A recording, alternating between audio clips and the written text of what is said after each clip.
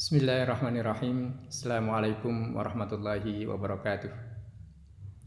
Alhamdulillahirabbil alamin wassalatu wassalamu ala asyrafil anbiya'i wal mursalin wa ala alihi wa ashabihi ajmain. Allahumma la sahla illa ma ja'altahu sahla wa anta taj'alul hazna idza syi'ta sahla wa ba'd. Ikhwah sekalian, ibu, bapak dan kawan-kawan rahimakumullah, alhamdulillah Allah Subhanahu wa taala sudah memberikan kepada kita modal terbaik kita sesudah Ramadan kita selesaikan dengan harapan tentunya taqabbalallahu minna wa minkum. Mudah-mudahan Allah menerima apapun yang kita ibadahkan selama bulan Ramadan kemarin dari kami dan juga dari antum semua. Siyamana wa siyamakum, begitu juga puasa kami, puasa antum semua. Tadarru'ana wa tadarru'akum, rintihan doa-doa kami dan doa-doa antum semua. Mudah-mudahan Allah Subhanahu wa taala berkenan untuk menerimanya semuanya dari kita, dan terlebih lagi adalah harapan kita insyaallah mudah-mudahan Allah Subhanahu wa taala sudah berikan kepada kita hikmah terbesar dari bulan Ramadan, yaitu Lailatul Qadar insyaallah. Allahumma amin. Ikhwah sekalian rahimakumullah, bulan Ramadan adalah modal. Ibadah bulan Ramadan adalah modal. Bagaimana koneksi kita kepada Allah yang selama ini kita bina, ini adalah modal. Maka kemudian yang kita perlukan berikutnya adalah apa yang bisa atau kita teruskan, apa yang bisa kita teruskan dari amalan, dari kesalihan, dari apapun yang kita bisa lakukan di masa-masa yang akan datang sampai dengan nanti ketika kita bertemu lagi dengan bulan Ramadan. Ikhwah sekalian, perkenankan kali ini tema itu saya ambilkan dari dua ayat Al-Quran.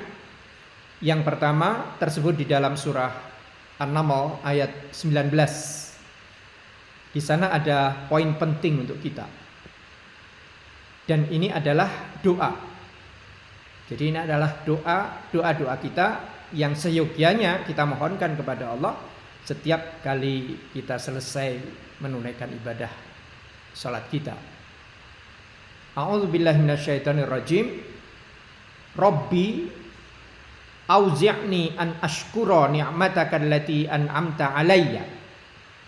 Tuhanku, perkenankanlah engkau bisikkan kepadaku, perkenankanlah engkau ilhamkan kepadaku apa kekuatan untuk bisa mensyukuri nikmat-nikmatmu. An ashkura ni'mataka allati an'amta alayya, nikmat-nikmat yang telah pernah engkau berikan kepadaku, juga nikmat-nikmat yang pernah engkau berikan kepada kedua orang tuaku. Kemudian realisasi berikutnya apa? Wa an a'mala sholihan tardahu. Ini penting. Jadi syukur itu apa? Syukur itu adalah melakukan sesuatu, berbuat sesuatu. An a'mala sholihan. Amal yang mana? Amal yang salih. Salih yang seperti apa? Salih yang engkau ridhoi, ya Allah. Adakah amal manusia yang Allah tidak ridho? Karena teks ayat atau doa Nabi Sulaiman, teks ayat Allah ini jelas seperti itu redaksinya, maka pasti ada amalan yang tidak diterima oleh Allah, tidak diridhoi oleh Allah. Maka kita mohon agar sepanjang tahun ini nanti amalan-amalan kita adalah amalan-amalan yang diterima oleh Allah. Untuk bisa diterima bagaimana? Mengikuti garis aturan yang sudah Allah tetapkan, yang sudah dicontohkan oleh Rasulullah SAW. An a'mala sholihan tardahu. Ini yang pertama. Amalan pribadi, amalan individu, kesalihan pribadi, kesalihan individu. Ini yang pertama. Apakah sampai di situ selesai? Jawabnya tidak, belum. Wa adkhilni bi rahmatika fi ibadikas salihin. Dan ya Allah, masukkanlah aku ke dalam kelompok orang-orang yang salih, ke dalam komunitas orang-orang yang salih, ke dalam jamaah orang-orang yang salih. Seolah di sini kita tidak cukup dengan mengatakan, ya Allah, jadikanlah kami soleh sebagai seorang pribadi. Allah mengajari kita supaya apa? Supaya kita ini juga bisa salih bersama-sama. Bersama-sama dengan komunitas, sama-sama dengan jamaah.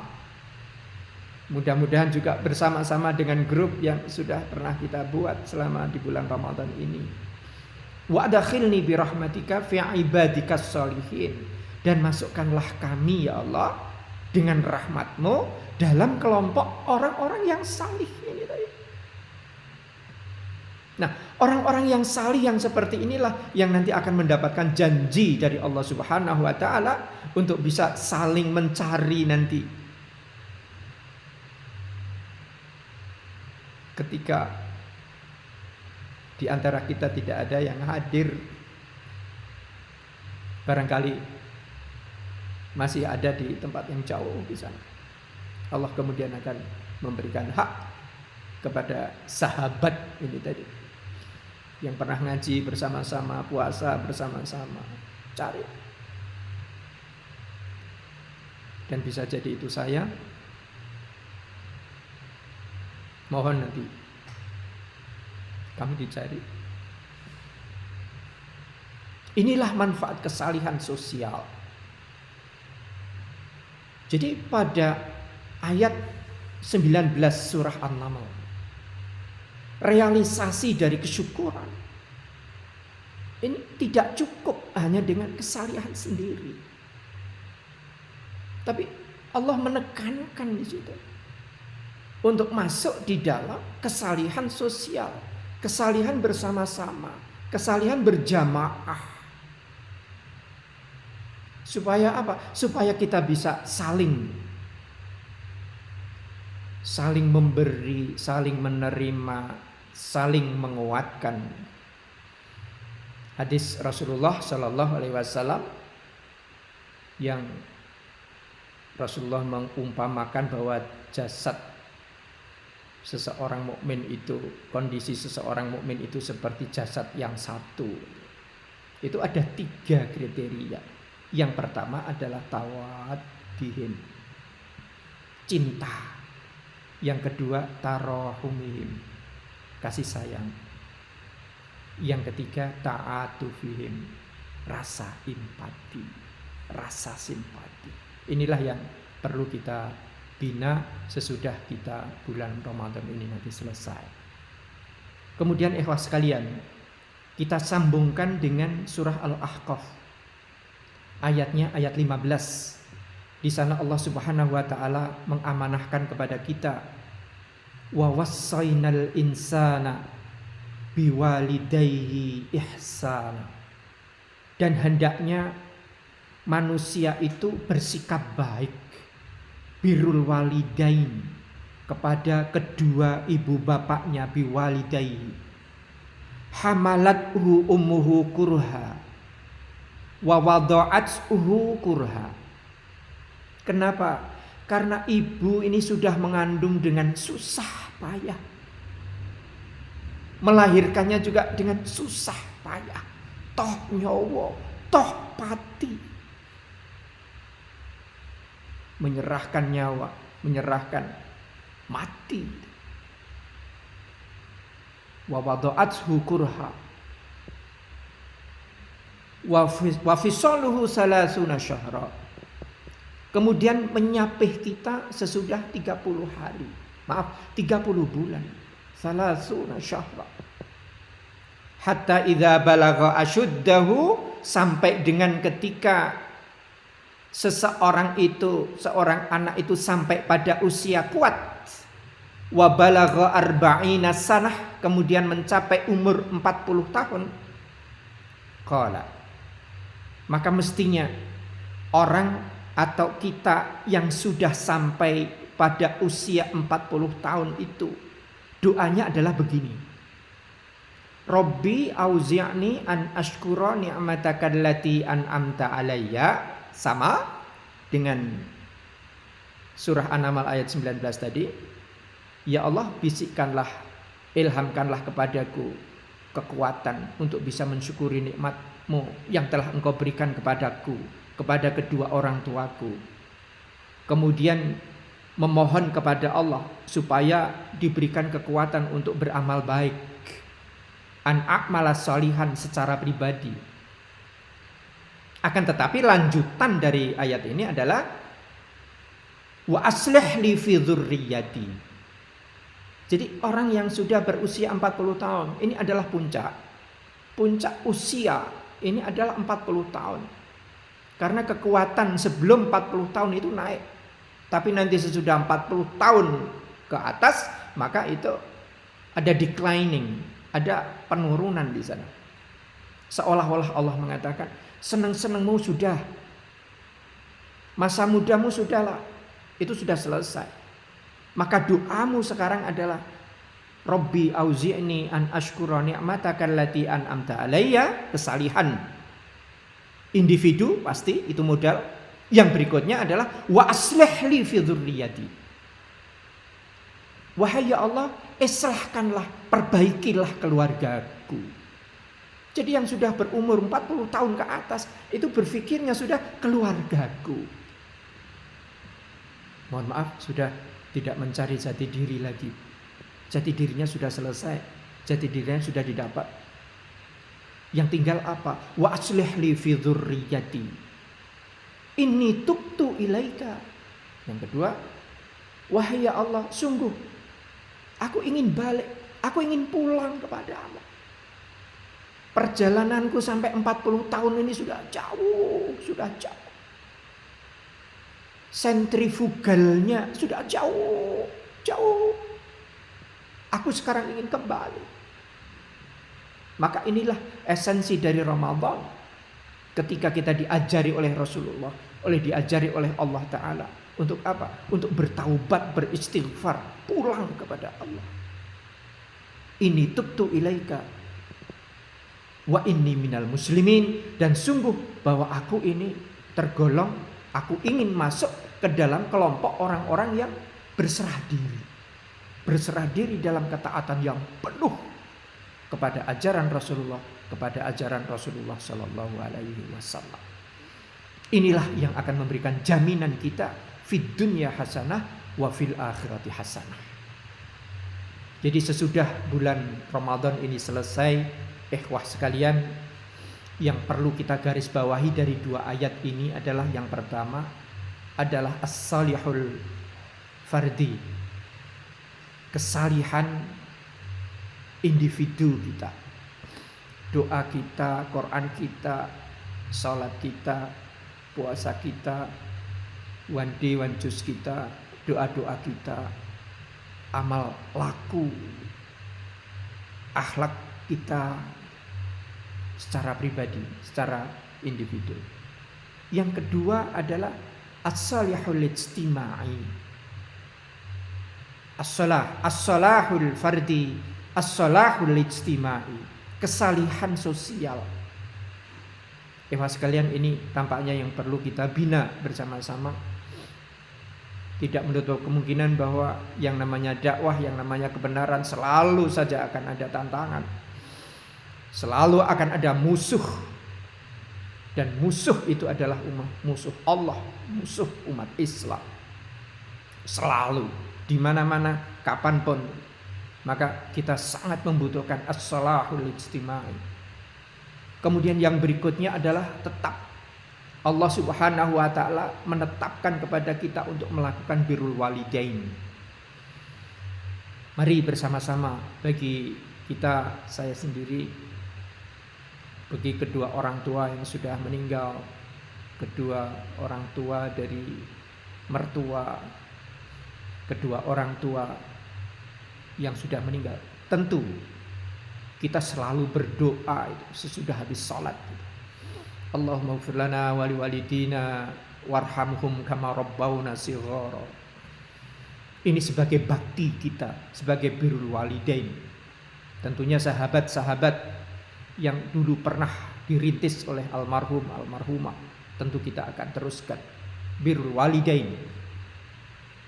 Yang keempat adalah al-umur al-ahliyah, yaitu perkara-perkara yang ada hubungannya dengan keluarga. Di dalam surat At-Tahrim kita semua sudah sering mendengar ayat ini. Qu anfusakum wa ahlikum nara. Jaga keluarga kita. Keluargamu dari apa? Dirimu. Qu anfusakum. Jaga dirimu. Dan keluargamu dari apa? Dari siksa neraka. Ini al-umur al-ahliyah yang nomor 4. Yang nomor berikutnya, yang kelima adalah at-taubah ilallah. Bertaubat selalu kepada Allah. Taubat artinya pulang. Pulang kepada Allah. Jika ada perkara yang rumit, kita kembalikan kepada Allah. Kita bertaubat kepada Allah. Saya pernah menggambarkan bahwa sentrifugal adalah titik menjauhnya, gerakan menjauh dari titik sentrum. Itu namanya sentrifugal. Semakin orang jauh meninggalkan titik sentrum, maka ketika dia harus kembali, maka itu akan semakin sulit, akan semakin berat. Saya akan berikan contoh. Dulu ketika ibu bapak, saudara sekalian, ketika masih di lingkaran Ka'bah, kita masih bisa bertawaf, kita masih Masya Allah di sana, Qur'annya, sholatnya terjaga betul. Tapi nanti begitu pulang menuju tanah air, mulai meninggalkan. Gerakan meninggalkan ini namanya sentrifugal. Semakin seseorang itu jauh melenceng dari kehidupan agama, dari tuntunan Allah, maka sentrifugalnya akan semakin berat, akan semakin jauh. Akibatnya apa? Sentripetalnya ini akan semakin berat dilakukan. Oleh karena itu zikir pagi, zikir sore, ini bismillah kita amalkan dalam rangka apa? Dalam rangka yang kelima adalah taubat kepada Allah Subhanahu wa taala. Kemudian yang terakhir, Allah Subhanahu wa taala mengamanatkan agar ketaatan kita selama bulan Ramadan ini kita jaga. Inilah artikulasi, realisasi dari apa yang disebutkan di akhir ayat surat Al-Ahqaf ayat 15 ini. Wa inni minal muslimin, dan sungguh bahwa kami ingin ya Allah, masukkanlah aku, kami, kawan-kawan kami, saudara-saudara kami ini menjadi orang-orang yang muslim, orang-orang yang taat sepenuhnya kepadamu, kepada tuntunan nabimu, rasulmu, rasul pilihanmu. Demikian jamaah ikhwah sekalian, inti besarnya adalah sesudah kita selesai dari bulan Ramadan ini, yang berikutnya adalah kita lakukan sesuatu secara individu, secara berjamaah. Syukur kita bisa tetap membina kebersamaan kita ini sampai kita bertemu dengan Allah Subhanahu wa taala nanti. Demikian harapan dari kami, dari kita semua. Sekali lagi, taqabbalallahu minna wa minkum siyamana wa siyamakum, qiyamana wa qiyamakum. Subhanakallahumma wa bihamdika asyhadu an la ilaha illa anta astaghfiruka wa atubu ilaik. Walhamdulillahi rabbil alamin. Assalamualaikum warahmatullahi wabarakatuh.